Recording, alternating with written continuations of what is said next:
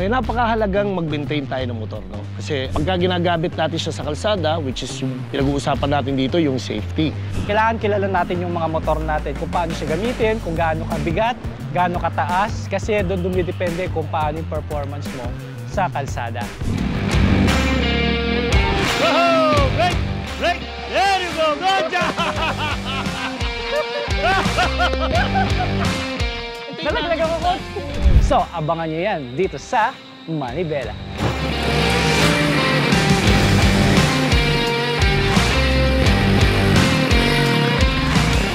Bilang isang rider, napaka-importante po na kilala natin yung ating motor. At hindi lang yun, dapat alam nyo kung paano i-maintenance ang ating mga motor buwan-buwan. Araw-araw ginagamit natin yung motor. Kapag nasa kondisyon yung motor natin, mas safe tayo sa kalsada. Pangalawa, kailangan kilala natin yung mga motor natin, kung paano siya gamitin, kung gaano kabigat, gaano kataas, kasi doon dumidepende kung paano yung performance mo sa kalsada. So, abangan nyo yan dito sa Manibela.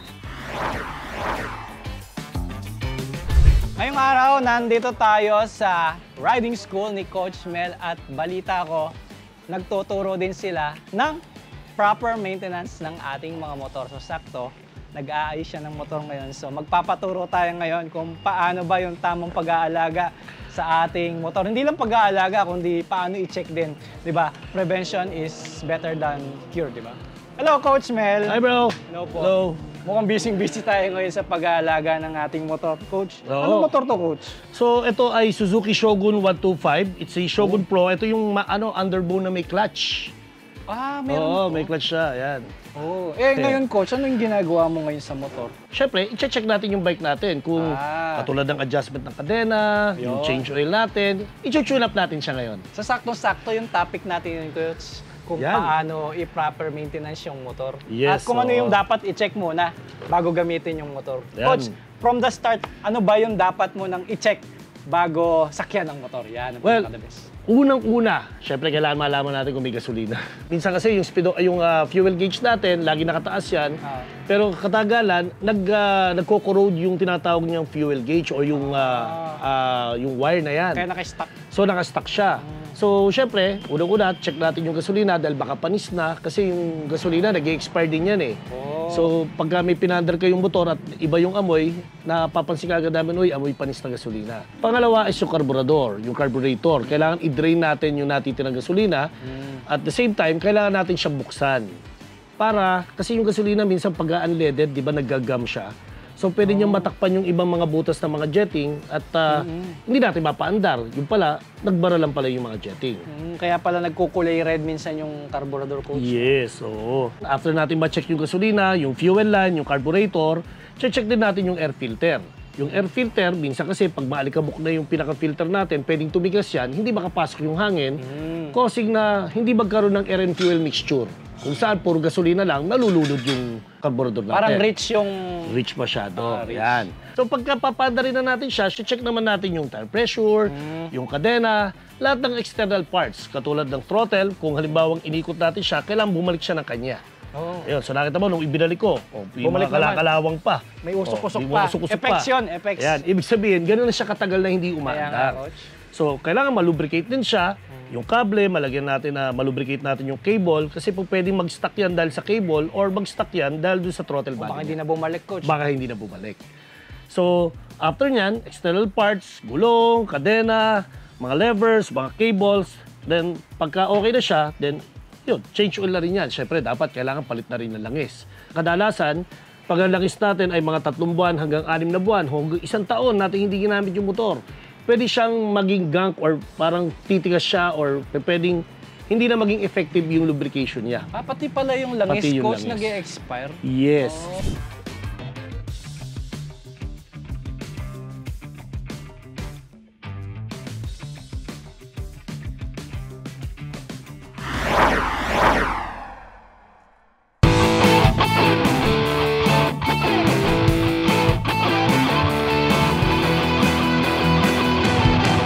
Napakahalagang mag-maintain tayo ng motor, no? Kasi pagka ginagamit natin siya sa kalsada, which is yung pinag-uusapan natin dito, yung safety. So, bigyan ko lang kayo ng konting background kung bakit na-aksidente po yung rider natin. So, unang-una is yung human error. Pangalawa po, yung hardware, which is yung motorsiklo na ginagamit natin. Pag hindi po natin na-check ang motor natin, pwede po siya mag-lead sa aksidente. Kung saan, ito yung mga upod na gulong, yung mga kadena na maluluwag, yung mga preno na medyo nauubos na. So, napakalagang alagaan natin at i-maintain natin ang motor. Yan, kung gusto naman natin na masulit yung pag-check natin ng motor, pinakilala ng Highway Patrol Group, ito yung tinatawag nating blow baguettes. Sa motorsiklo naman, meron naman tayong tinatawag na T-clocks. So, itong mga letra na to ay nagpaparemind sa atin kung ano-ano yung mga dapat nating i-check sa ating motorsiklo.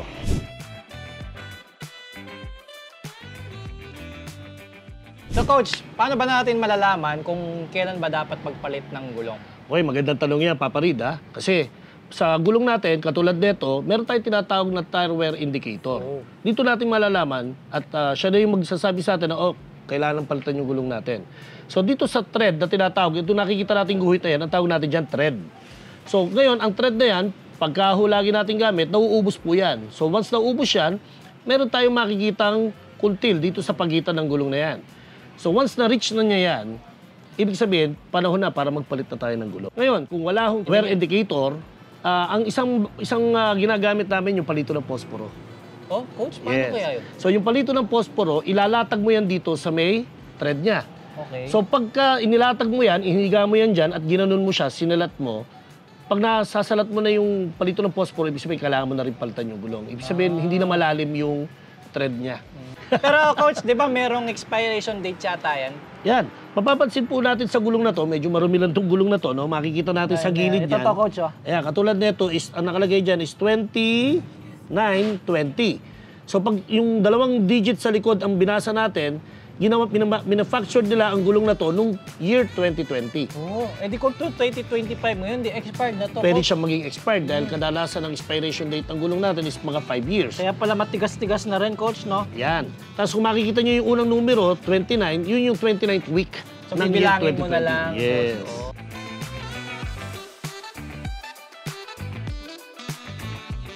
Kung pag-uusapan naman natin ang langis ng makina natin or ng ating motorsiklo, ito yung tinatawag natin na oil level check. Ang tinitingnan po natin, bukod po sa taas ng langis na nakalagay po sa ating makina, tinitingnan din po natin yung tamang viscosity o yung tinatawag na lapot. For example, dito po sa tropical country natin, which is the Philippines, ang kadalasang inilalagay po sa mga maliliit nating motor is 10W40. So kung lalagyan po natin siya ng mas makapal na viscosity or mas malapot na langis, medyo mahihirapan umikot yung langis natin.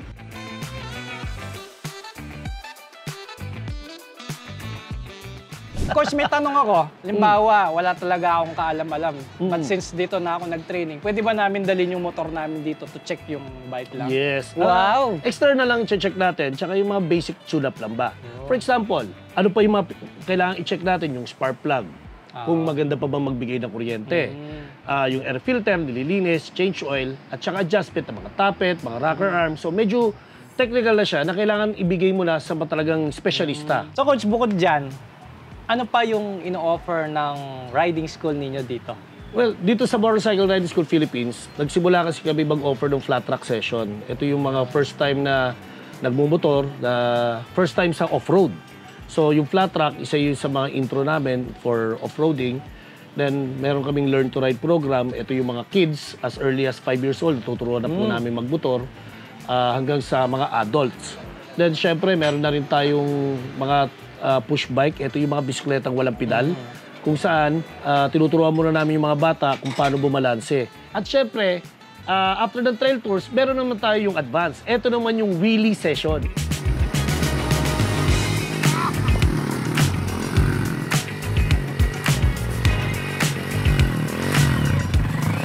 Wow! Ayan, yung mga gusto magpaangat. Gusto ko yan! Ayan.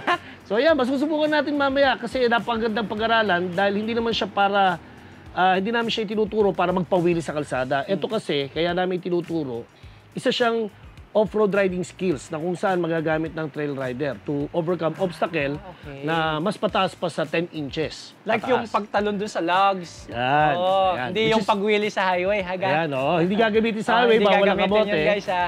Ayan. At gamit na gamit to sa Manibela Challenge. Siyempre! Ayan. So, subukan po natin mamaya. Turo namin sa inyo yung basic later. So, pwede ba nating makita, Coach, kung paano i-setup? Yan, tara, punta Okay. natin.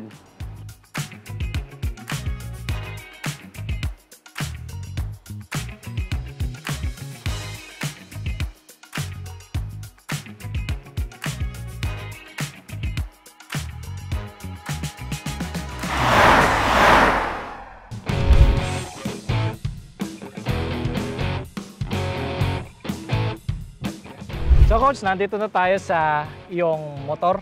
Ilan ba gulong nito? 1, 2, 3, 5. 5 gulong. 5 gulong. Anong Ito, tawag 5. dito, coach? Okay, ang tawag natin dito is yung wheelie trainer. Para saan yun? Okay, so yung wheelie trainer, isa ito sa mga courses na ino-offer natin sa Motorcycle Riding School Philippines kung saan tinuturuan natin na magpangat ng harapan yung rider. Ayan, ginagawa natin yon dahil kasama siya sa trail ride module kung saan kung may obstacle sa harapan, kailangan ma-pump ng rider yung harap para ma-overcome niya yung obstacle na Hindi yun. para magyabang sa Ay, hindi. Pero So, sa stopper. Ang trabaho niya is para maging confident yung rider na umaangat yung harapan nang hindi sila kinakabahan na madadagalan sila ng motor. Kasi ang purpose niya is more on up, down, at makuha lang natin yung tinatawag nating pinaka-center ng motor natin pag nakaangat yung harapan natin. So, eto ngayon, ginagawa natin to para maging part din siya ng control mo sa motor. Yung pong rider and then yung motor mo, mapag-isa natin. So maging part siya or maging extension ng katawan natin. So dito, tinuturo natin yung paano ginagamit yung front suspension, paano ginagamit yung rear brake. So mapapansin natin may tali siya rito ngayon, di ba? So ang trabaho niya is para pag umangat yung buong bike, pag naunat mo yung tali, automatic mag-rear brake siya. Kasi pag once hindi mo napindot yung preno at wala itong wheelie trainer na to, pwede kang dumiretso. At dito tinuturuan natin sila sa lupa kasi medyo malambot yung lupa kasi sa semento. Pero dahil yan, gusto mo matuto kung paano magpa-wheelie. Ako, coach, siyempre. Para magamit sa, nagtitrail din kasi ako, coach. Sige, kunin natin yung, yung kalaykay. Kalaykay? Oo, kailangan una yon yung kalaykay. So yeah, papakita namin sa inyo kung paano yung konsepto ng wheelie. Coach, ang daming dahon dito. Oo, araw-araw ito ang gagawin natin. Ay, talaga. So ngayon, kung mapapansin natin itong kalaykay na to, no? Gawin mo ngayon, ibalansin mo siya sa pamamagitan ng kamay mo. Okay. Gusto ko balansin mo siya ng mga hanggang sa kaya mong siyang na matagal. 1 linggo? Sa linggo, subukan Ay, natin. Ayan, sige, balansin natin ngayon. So, ayan. Ayan, coach, okay ba? Okay, so ibig sabihin yan, marunong ka na magpawili. Ay, bakit? Okay, so ang purpose ng kalaykay is once nakapatong yan sa kamay mo, ibig sabihin para sa motorsiklo na nakahiga, tapos bigla mong itinulak na gano'n. So pag itinulak mo yung kamay mo pa ilalim, tatayo siya. Ngayon, Okay. pag papunta na dito yan, para bumalik yan, parang ipepreno mo ngayon. Okay. So eto ngayon yung galaw niyan. So, yun yung brake ko, coach, Ito yung para brake gumanon and then siya. acceleration. Tapos pag gaganon, gagas. Yes, kunyari bubola siya rito, anong ginagawa mo? Itinutulak mo yung Gagas kamay mo mo, ngayon. papunta rito. So para ka nagto-throttle. So sobra siya. Bine-brake mo ngayon. So ito, ina-atras mo para gumitna uli siya.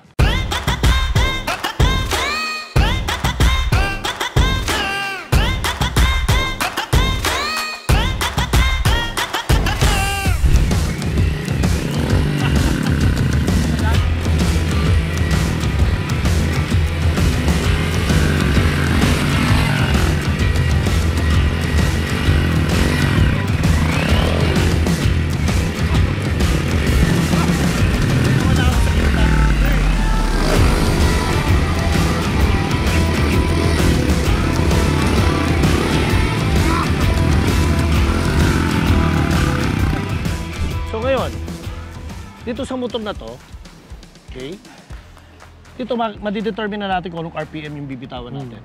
So pag pinaandar natin siya ngayon, nasa 2,000 RPM siya. Now, gusto kong bitawan mo siya ng 4,000 RPM. Pero dapat lagi tayong ready sa rear brake. Example,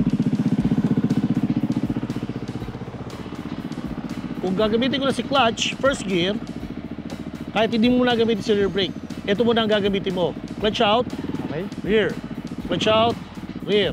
Clutch out, rear. Kung mapapansin mo yung katawan ko, hindi ko ginaganon. Saka bumabalik, coach, no? Oo, so lumalabas body weight lang talaga. Pero hindi ko siya tinutulak. Example, Siya mag-isa.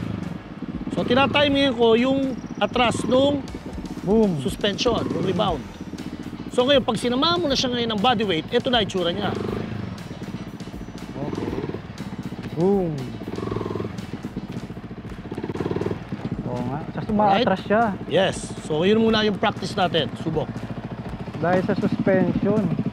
So mapapansin mo, step by step to.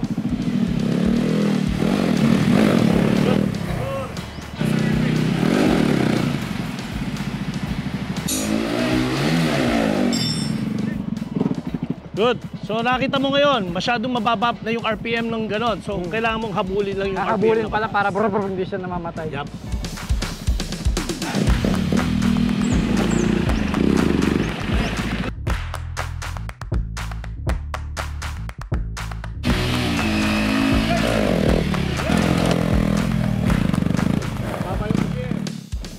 Okay, ready?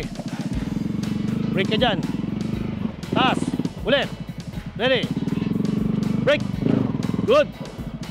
Ikot. Okay. Ngayon, ikot ka doon. Ikot ka doon. Balik ka ulit sa dulo. Sige. Tingin sa sidean mo ha. Baka titama ka sa gilid.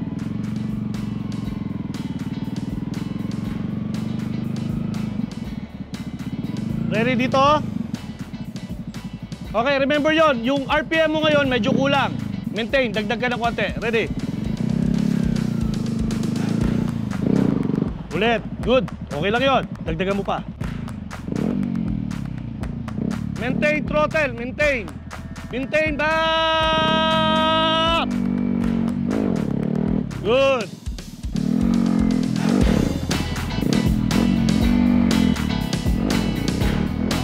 Whoa! Break!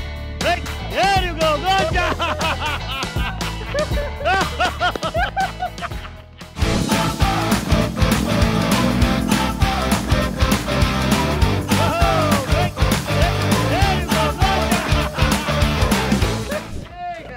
Di ba? So ngayon, yung lula na yun, you should maintain lang. Oo, Maintain lang, nalaglag ako, maintain lang. Oo. Kasi nung trinay mong ibaba,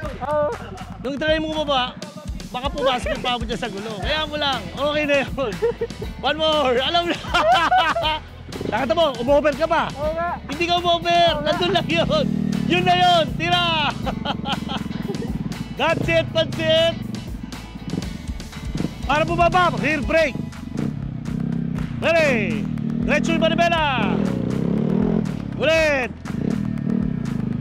Oh, ready tayo ha. Sa likod mo manggagaling.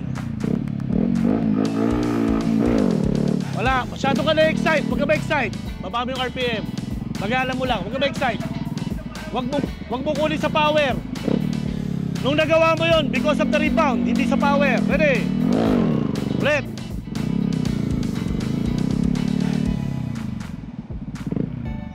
Rebound, rebound, rebound.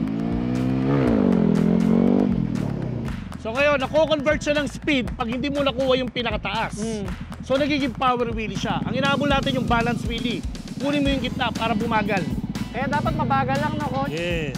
Kasi mako-convert siya ng speed pag hinahabol mo eh. Oo nga. So yun yung nangyayari sa mga big bike. Hinahabol nila. Yun Pabilis yung power ako ng wheelie. pabilis. Yes. Kunin mo yung ibabaw. Ready? Hop. Don't slide the rear tire. Ulit.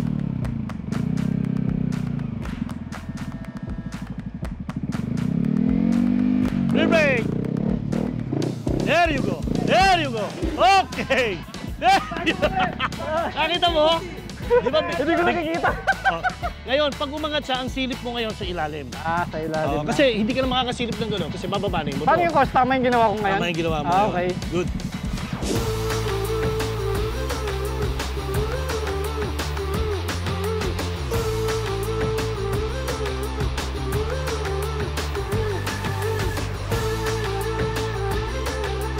So yun, ang ganda ng experience kasi kung hindi mo siya itatry, pinapanood mo lang, parang wala eh. Kailangan ma-experience natin, coach eh. Tsaka sa experience ko naman ngayon, doon ko nakita kung gaano ka-importante yung kilala mo rin yung bike na ginagamit mo. Kasi kailangan mong kapain yung biting point ng clutch, kung gaano kalakas yung preno sa rear brake. Like nung sinabi mo, coach, pagka magpa-pop up ng wheelie, importante yung may preno para mag-bounce yung brake sa harapan.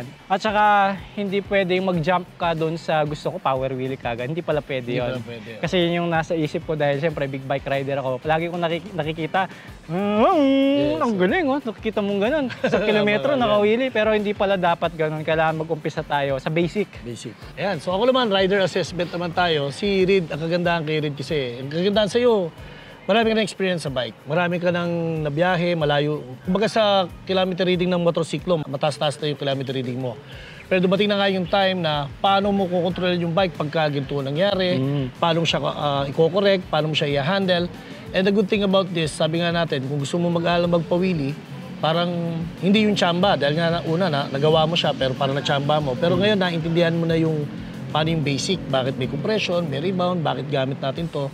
So, yun, maganda tong experience na ginawa natin ngayon together with Manibela. Importante yung ikaw, tsaka yung motor na gamit mo, iisa, parang naging part na siya ng katawan mo. Kumbaga, paano mo na igagalaw yung daliri mo, dapat ganoon mo rin na igagalaw yung control sa motor mo. Yun. Kaya naman sa mga katulad kong gusto rin matuto, hindi lang sa pag-uwili, pati yung pagra-ride ng proper, lalo na sa mga senaryong hindi madalas nadadaanan, di ba, Coach? So, pwede kayong mag-enroll dito sa training school or riding school ni Coach Mel. Located lang yan dito sa Tanay, Rizal. At pwede kayong mag-message sa kanilang Facebook page at para ma-experience nyo rin yung mga na-experience ko dito. Kaya like, share, and subscribe dito sa aming Manibela channel. Kaya naman, yung ang sinasabi ko, huwag dapat laging tsamba. Dapat laging sigurado. Kaya laging tandaan, mata sa kalsada, Gabay sa Manibela! yun.